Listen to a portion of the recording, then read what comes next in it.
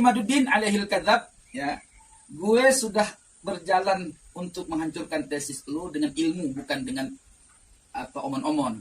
Gue keliling Sukabumi, Cianjur, bahkan nanti lihat kemana akan berjalan. Tunggu masanya. Oke? Allah ya Rab. Imad. Aduh. Tesis. Gue pikir tesis Imad, ya, kuat sekuat baja. Rupanya kuatnya kayak bala-bala. Tuh bala-bala. Astagfirullah. Gue pikir sekuat baja, ternyata kayak bala-bala. Nah, perlu diketahui, perjalanan demi perjalanan 2 tahun lebih ya saya kontra dengan Mbak Alawi. Tapi perlu diketahui bahwa saya ini bukan tipe orang yang bisa dibohongi. Tipe saya itu meneliti. Dari dulu nih saya bicara, sebelum masalah NASA, bicara masalah Wahabi, habis saya kejar Wahabi itu. Ya, saya rela mati demi kebenaran. Nah, ketika saya menganggap bahwa awal itu tesis Imad itu kuat bagaikan baja, ternyata kekuatan bagaikan bala-bala. Ya, saya bela dia pengen mati saya.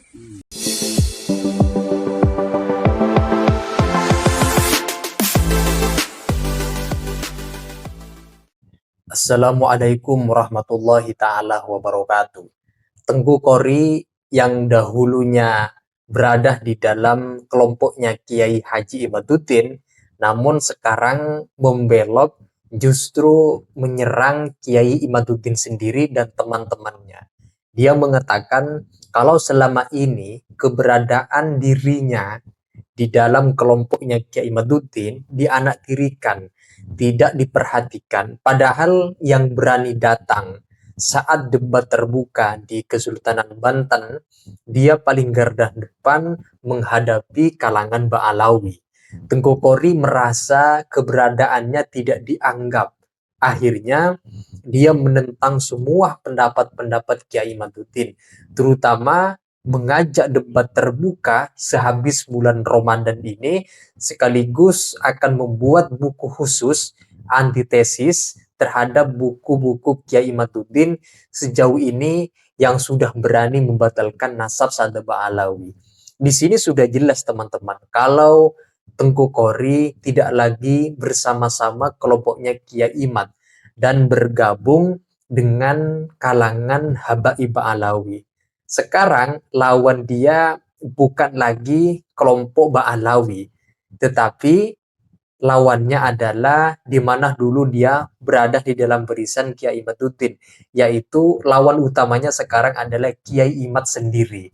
Nah, selengkapnya teman-teman, mari kita simak keterangan yang semacam kekecewaan dari Tengku Kori kepada kelompoknya Kiai Imad dan berjanji akan membuat seluruh argumentasi Kiai Imad itu dibantai dalam buku yang akan dirilis yang disebut antitesis terhadap pendapat bukunya Kiai Imaduddin. Mari kita simak keterangan dari Tengku Kori dalam video berikut ini.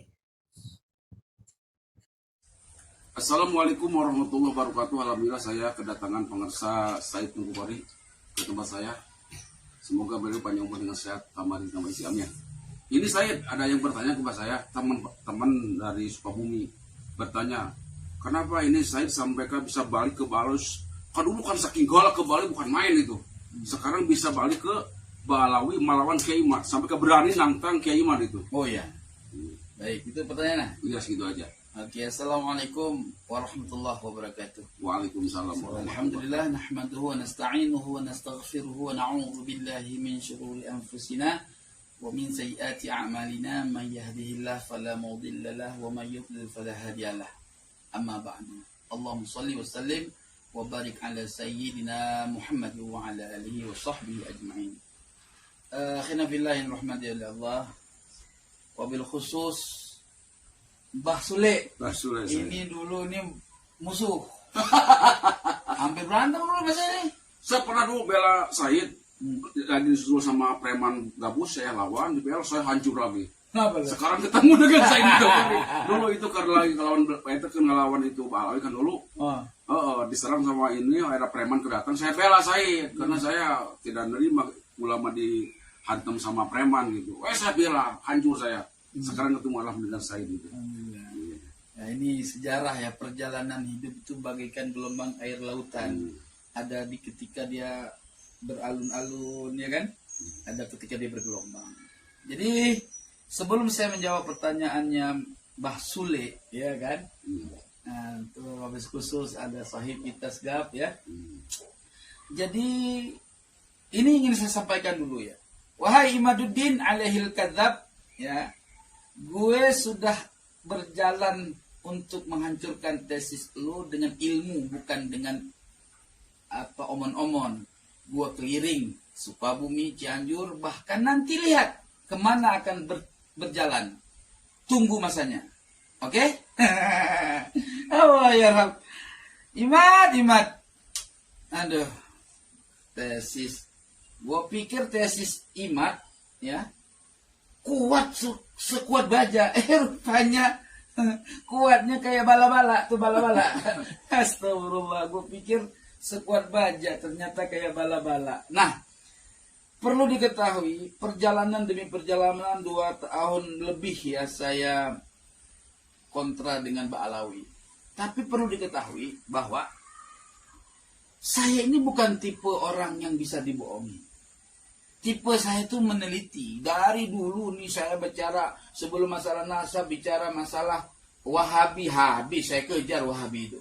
Ya, saya rela mati demi kebenaran. Nah, ketika saya menganggap bahwa awal itu tesis Imat itu kuat bagaikan baja, ternyata kuatan bagaikan bala-bala, ya, saya bela dia sampai mau mati saya. Antum lihat semua, dan saya menciptakan manajemen konflik supaya manusia tahu semua ada masalah dalam Mbak Alawi ini. Awal itu.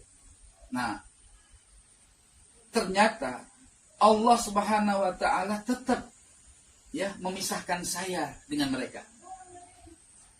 Pertama, dalam pembentukan organisasi, ya PWI mereka teriak-teriak curut-curutnya nggak tahu sejarah, dianggap saya diajak-ajak ke PWI.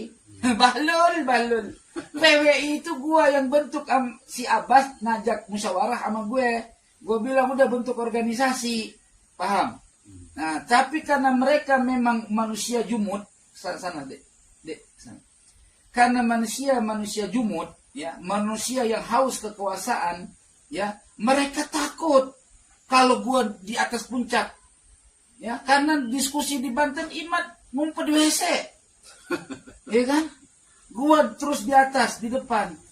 Akhirnya orang-orang itu akan berpikir kalau Imat tidak menjauhi gue, paham, ya, maka tesis dia itu dianggap punya gue. Karena dia nggak viral. Karena yang kedua, dia keturunan Aseng, mata cipit hidung pesek. Jadi kalah pamor sama keturunan asli Sayyid, gitu loh. Mata cipit hidung pesek, kan Nabi pernah bilang tidak akan terjadi kiamat sebelum umatku memeragi mata cipit hidung pesek. Lihat di Sahih Bukhari, ya. Nah, inilah penyebabnya fitnah akhir zaman. Dan saya meneliti kebenaran, maka siap mati kemanapun adanya. Gitu loh. Tapi otak saya tidak berhenti di situ. Saya pulang ke Aceh 2 bulan. Di situ dikasih nasihat oleh guru-guru saya di Aceh. Mereka tidak mengatakan saya harus jangan pro Imat. Enggak. Mereka bilang teliti lagi yang dalam. Kali aja itu Imat salah. Kali aja Imat itu salah. Tapi kalau benar dia lanjutkan. Cuman jangan sampai nanti kau bela Imat tanpa penelitian yang mendalam, nanti kau kalah debat dengan orang-orang yang memang ahlinya, nanti malu kau, malu kami. Karena walaupun kau nggak bawa orang Aceh, tapi orang tahu kau itu orang Aceh, alumni Aceh, macam itu, paham? Saya pikir di jalan berbulan-bulan, saya pikir, saya kaji ulang Abnaul Imam, saya kaji ulang Asy-Syajarah Al-Mubarakah. Dan saya hari ini bisa meyakinkan bahwa Abnaul Imam adalah kitab asli, Asy-Syajarah Al-Mubarakah adalah kitab orang, bukan kitab karangan Imam Fakhruddin Ar-Razi. Oh, ayo tes tanding kita berdebat mau bah? Belum jelas itu ya? Oh, belum jelas. Begitu. Jadi perlu diketahui ya bahwa perjalanan ini adalah inayah Allah, pertolongan Allah. Saya pernah selek awal, ya. Lalu saya dicoba untuk disandingkan kembali, ya. Kemudian sanding lagi waktu di Cilegon sampai Imat berteriak jenderal pembela tesis, jenderal tesis kembali ke pangkuan Pertiwi, katanya begitu kan? Nah, Itu Imat yang ngomong. Itu curut-curut kemarin anak buahnya si Imat, pengikut si Imat. Taunya apa? Baru kemarin sore viral di TikTok. Ilmu. Ini pernyataan dari Tengku Kori sendiri bahwa beliau sudah tidak lagi mau bersama Kiai Imaduddin karena argumentasi yang dibangun oleh Kiai Imad itu tidak sekuat yang dibayangkan oleh orang. Tesisnya tidak sekuat baja.